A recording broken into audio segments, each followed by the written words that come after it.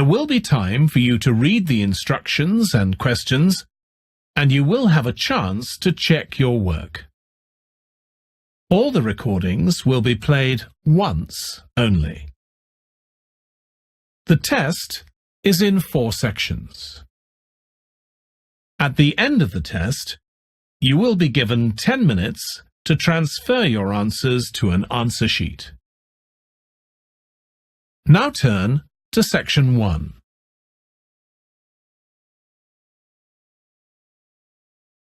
Section 1. You will hear a man telephoning a friend to find out about their local public library. First, you have some time to look at questions 1 to 4.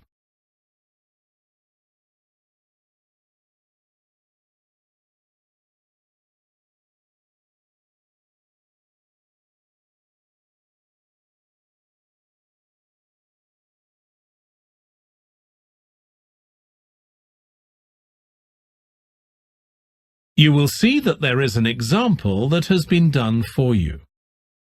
On this occasion only, the conversation relating to this will be played first. Hello? Hi, Susie. It's Paul here. How are you? Enjoying your new job? You're working at the library, aren't you? Yes, I started when the library reopened a month ago. It's great. The woman says that the library reopened a month ago. So month has been written in the space. Now we shall begin.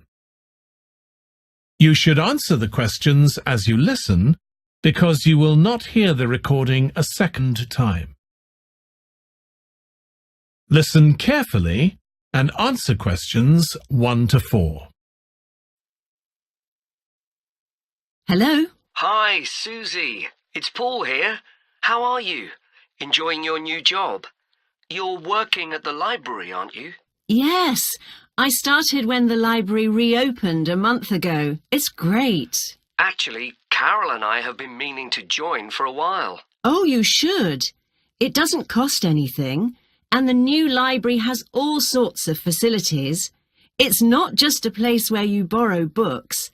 For instance, there's an area with comfortable seats where you can sit and read the magazines they have there. Some people spend the whole morning there. Wish I had that amount of time to spend. Yes, you must be pretty busy at present, with the children and everything. We are, yes. But we're hoping to get away this summer. We're thinking of going to Greece. Well, we've got a much larger section of the library devoted to travel books now, so you should come and have a look. I can't remember if there's anything specifically on Greece, but I should think so. OK. Now, Carol's organising a project for the history class she teaches at school. It's about life in the town 100 years ago. Do you have anything that might be useful? Yes, actually, we've now got a new section with materials on the history of the town and surrounding region. Right. I'll tell her. You can't always find that sort of thing on the internet. Now, in the old library, there used to be a separate room with reference books. It was a really nice, quiet room. Yes, we've put those books in the main part of the library now, but we do have a room called the community room.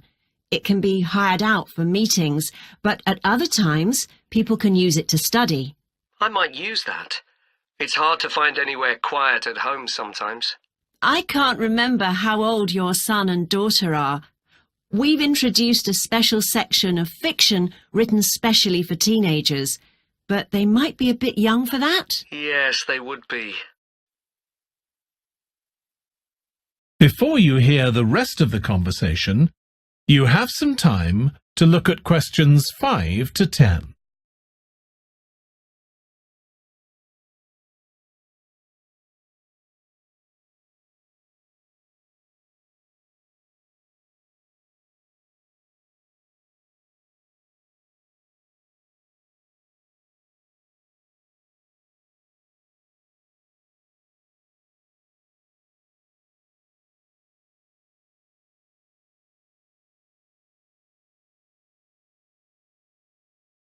Now listen and answer questions 5 to 10. Well, we do have lots of activities for younger children. Yes? For example, we have a science club. At the next meeting, they're going to be doing experiments with stuff that everyone has in the kitchen, sugar and flour and so on. They might be interested, yes. And we have a competition for children called Reading Challenge. That doesn't begin until after the end of term. They have to read 6 books and they get a certificate if they manage it. So that gives them something to do while they're on holiday, instead of getting bored. That's the idea. And there's special activities for adults too.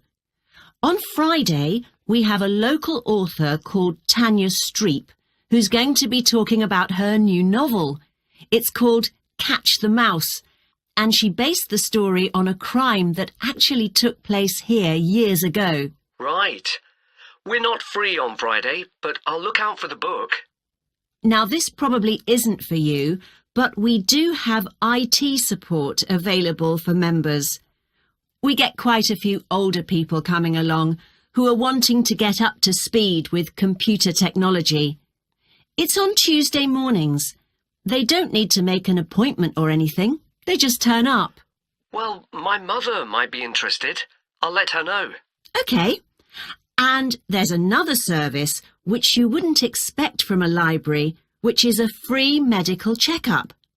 The hospital arranges for someone to come along and measure the level of sugar in your blood, and they check cholesterol levels at the same time. Really? Yes, but that's only for the over 60s, so you wouldn't qualify. OK.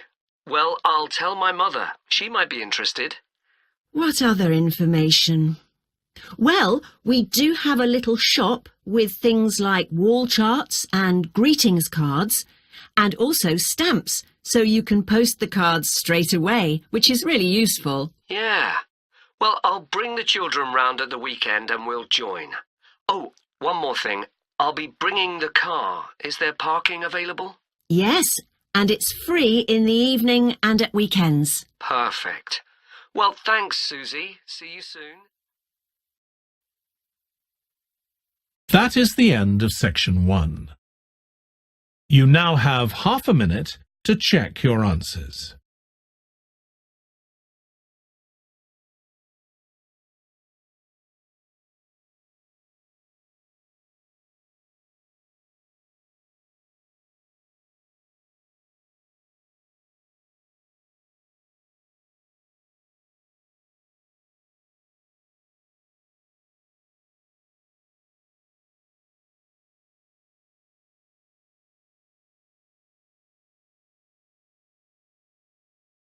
Section 2. You will hear part of a training session for new employees at a large travel company. First, you have some time to look at questions 11 to 17.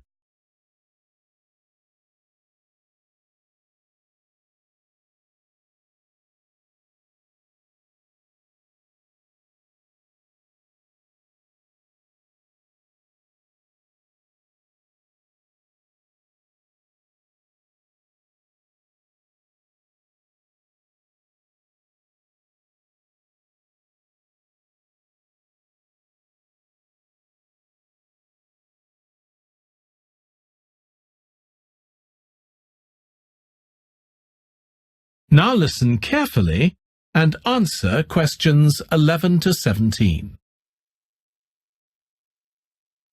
In this session in your training day, we're going to look at some of the more specialized holidays we offer at BC Travel. Now, the travel business is very competitive, and it's important to be aware of how the market's changing and developing. In terms of age groups, the over 65s are an important market, and one that's increasing steadily year on year. The fewest holidays are taken by the 31 to 42-year-olds, and that figure shows no sign of rising. The biggest market at present is still the youngest group, the 16 to 30s, But this group's also seen the biggest drop over the last few years, whereas there's a noticeable growth in the number of holidays taken by the 55 to 64-year-olds. As far as the 43 to 54-year-olds are concerned, bookings there are steady, but I have to say we haven't seen the increase we expected. One trend we're noticing with nearly all age groups is the growing popularity of holidays in which clients do some kind of specialized activity. I'm not talking here about adventure holidays where clients take part in high-risk activities like whitewater rafting just for the thrill of it.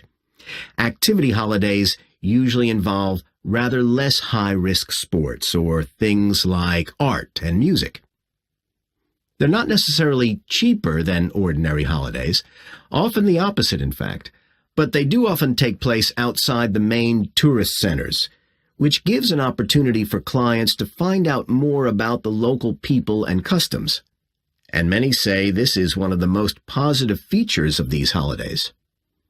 Of course, they offer the chance to develop a new skill or talent, but clients often say that more than this, it's the chance to create lasting relationships with other like-minded people. That's the main draw. Let me give you some examples of BC travel activity holidays. Our painting holidays take place in 4 different centers in France and Italy, and they're very popular with clients of all abilities from beginners onwards. We've got an excellent team of artists to lead the classes. Some of them have been with us from the start, and 5 additional ones will be joining us this year so that we can offer a greater number of classes in each center. As far as cooking holidays are concerned, I know a lot of agents offer holidays where clients cook recipes related to one particular country, usually the one they're staying in, but we focus on dishes from a great many different ones. Apart from that, you'll find the usual emphasis on good quality organic ingredients. That's more or less a given nowadays, and there are generally some meat-free recipes included. Our photography holidays take place in a wide range of countries from Iceland to Vietnam, and clients have the opportunity to see some stunning scenery. Groups are small, no more than 8, so clients can have one-on-one tuition during the holiday, and excursions are arranged with fully trained guides. At the end of each holiday, an exhibition is held of the photographs taken so that clients can see one another's work and receive valuable feedback from the tutor. Before you hear the rest of the training session, you have some time to look at questions 18 to 20.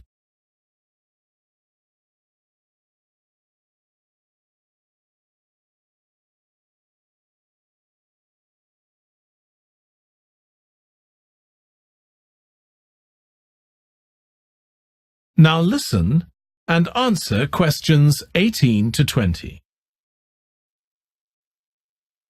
Finally, let me tell you about our fitness holidays.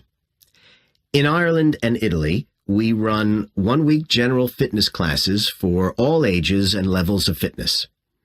Clients start the course with a consultation with a trainer, and together they draw up an individual program. As well as improving general fitness, clients find that they end up losing much of the stress they've built up in their daily lives. In Greece, we have a 2-week holiday for clients who want to do something about their weight. This has all the features you'd expect, like a personalized diet program, but one of its most popular features is that the exercise classes are all held on the beach. People say it's far preferable to being in a gym. Finally, we offer several holidays in Morocco. One very popular one is the mountain biking holiday.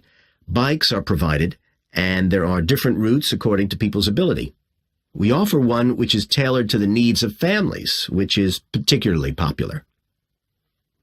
Okay, so that's about all the time I have today, so thank you very much. That is the end of section 2. You now have half a minute to check your answers.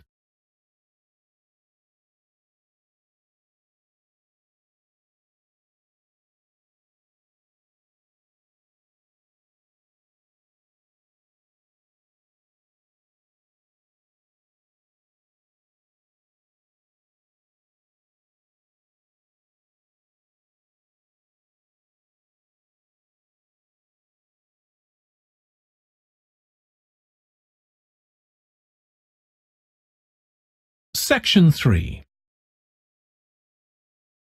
You will hear two tourism students, called Natalie and Dave, talking about the tourism case study they are doing.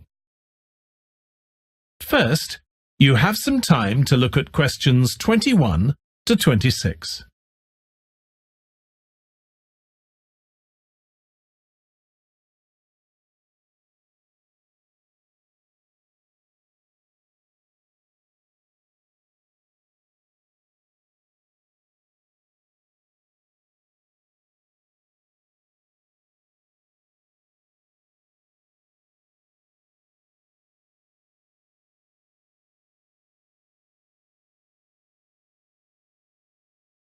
Now listen carefully and answer questions 21 to 26. Dave, I'm worried about our case study.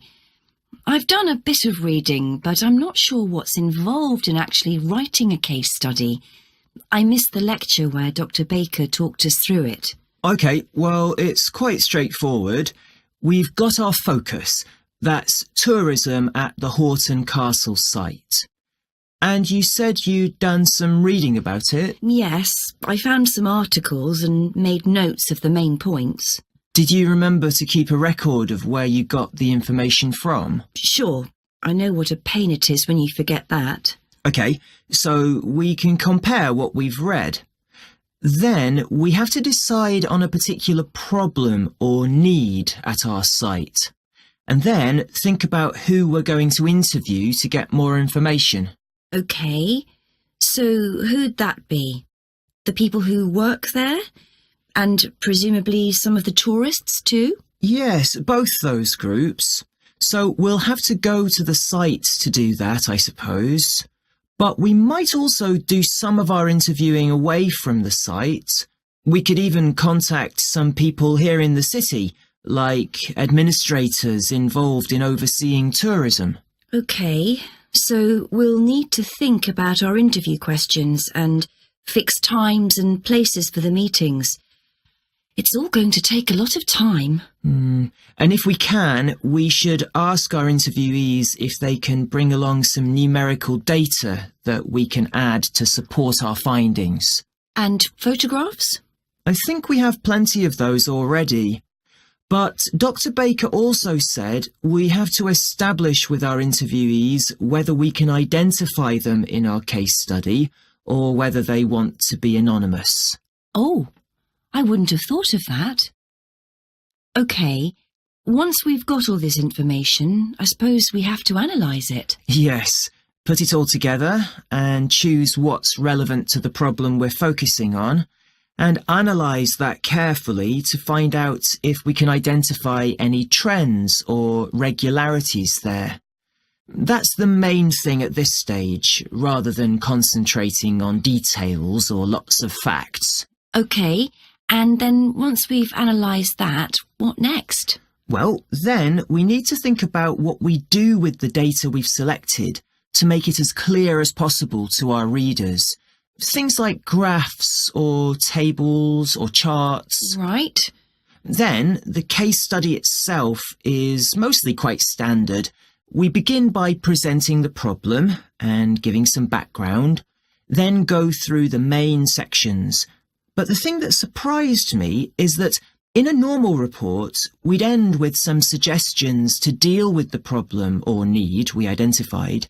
But in a case study, we end up with a question or a series of questions to our readers, and they decide what ought to be done. Oh, I hadn't realised that.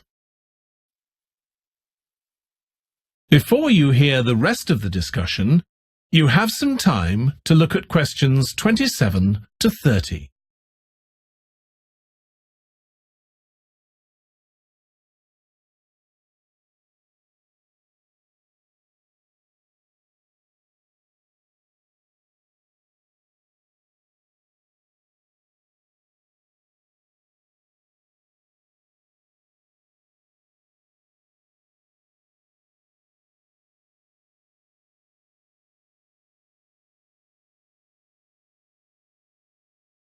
Now listen and answer questions 27 to 30. So, basically, the problem we're addressing in our case study of the Horton Castle site is why so few tourists are visiting it. And we'll find out more from our interviews, but I did find one report on the internet that suggested that one reason might be because, as far as transport goes, access is difficult. I read that too, but that report was actually written 10 years ago when the road there was really bad, but that's been improved now. And I think there's plenty of fascinating stuff there for a really good day out, but you'd never realise it from the castle website. Maybe that's the problem. Yes, it's really dry and boring. I read somewhere a suggestion that what the castle needs is a visitor centre. So we could have a look for some information about that on the internet. What would we need to know? Well, who'd use it for a start? It'd be good to know what categories the visitors fell into too, like school parties or retired people. But I think we'd have to talk to staff to get that information. OK, and as we're thinking of suggesting a visitor centre, we'd also have to look at potential problems. I mean, obviously it wouldn't be cheap to set up. No, but it could be a really good investment. And as it's on a historical site, it'd need to get special planning permission, I expect. That might be hard. Right, especially as the only possible place for it would be at the entrance, and that's right in front of the castle. But it could be a good thing for the town of Horton. At present, it's a bit of a ghost town. Once they left school and got any skills or qualifications, the young people all get out as fast as they can to get jobs in the city, and the only people left are children and those who've retired. Right. Something else we could investigate would be the potential damage that tourists might cause to the castle site. I mean, their environmental impact. At present, the tourists can just wander around wherever they want. But if numbers increase, there might have to be some restrictions, like sticking to marked ways. And there'd need to be guides and wardens around to make sure these are enforced. Yes, we could look at that too. OK, well, we've certainly managed... That is the end of section 3.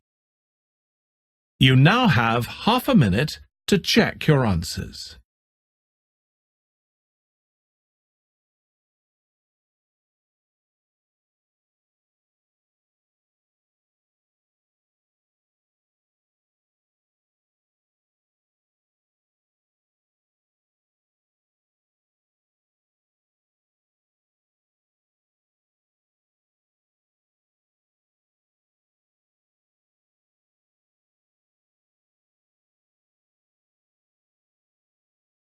Section 4. You will hear a lecturer on an environmental studies course discussing how birds are affected by environmental change. First, you have some time to look at questions 31 to 40.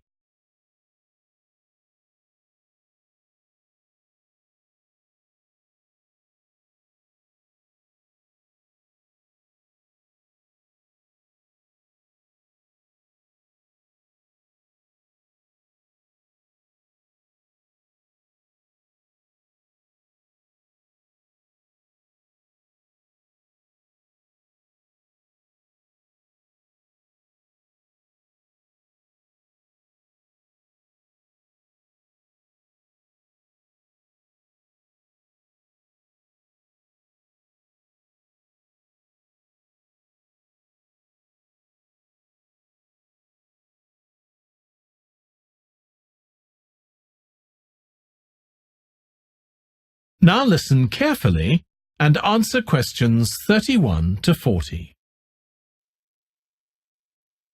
OK, so we've been looking at how man-made changes in our environment can affect wildlife. Now, I'll discuss a particular example. Let's take a look at mercury. Mercury's one of the 120 or so elements that make up all matter, and it has the symbol Hg. It's a shiny, silvery substance. You may have seen it in old-fashioned thermometers, but it's not used much for domestic purposes now because it's highly toxic. But the problem is that the amount of mercury in the environment's increasing. The main reason for this is the power plants used to produce electricity. The main source of energy that most of them use is still coal, and when it's burned, it releases mercury into the atmosphere. Some of this gets deposited into lakes and rivers, and if it's ingested by a fish, it's not excreted. It stays in the fish's body, and it enters the food chain. So, it's been known for some time that birds which eat fish may be affected. But what wasn't known until quite recently is that those that eat insects can also be affected. So, a woman called Claire Varian-Ramos is doing some research on how this is affecting birds. And rather than looking at how many birds are actually killed by mercury poisoning, she's looking for more subtle sub-effects. And these may be to do with the behaviour of the birds, or with the effect of mercury on the way their brain works, so whether it leads to problems with memory, for example. And she's particularly focusing on the effects of mercury on bird song. Now, the process of song learning happens at a particular stage in the bird's development, and what you may not know is that a young bird seems to acquire this skill by listening to the songs produced by its father, rather than by any other bird. And Varian-Ramos has already found in her research that if young male birds are exposed to mercury, if they eat food contaminated with mercury, then the songs they produce aren't as complex as those produced by other birds. So, quite low-level exposure to mercury is likely to have an impact on male birds in a natural situation because it can mean that they're less attractive to female birds, and so it can affect their chances of reproduction.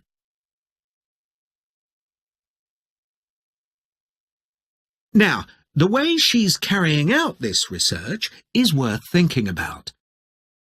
She's using a mixture of studies, using birds kept in laboratories and studies carried out outdoors in the wild. The lab-based studies have the advantage that you don't get all the variables you would in a natural setting. So the experimenter has a much higher level of control, and that means they can be more confident about their results in some ways. And of course, they don't have to worry about going out and finding the birds in order to observe them. So, what are the implications here for humans? Well, because many birds are migratory, they may be transporting mercury far from contaminated sites. For example, it's been found that ducks who'd been feeding at a contaminated site were later shot by hunters over 1,000 kilometres away, and presumably eaten. But these birds likely had mercury levels high enough to warrant concern for human consumption. In addition, going back to song learning by birds, we saw that this may be affected by mercury contamination. Well, we also know that in humans, mercury causes developmental delays in the acquisition of language, and in fact this process is very similar in the brain regions it involves, and even the genes that are involved. But mercury contamination has other important implications for humans as well. It's now known that an unborn child can be affected if the food eaten by its mother contains high levels of mercury, and these effects can be quite substantial.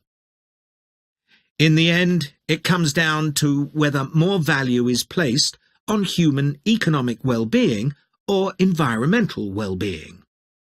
It's true there are new regulations for mercury emissions from power plants, but these will need billions of dollars to implement and increase costs for everyone. Some argue that's too much to pay to protect wildlife. But as we've seen, the issues go beyond that, and I think it's an issue we need to consider very carefully. That is the end of section 4. You now have half a minute to check your answers.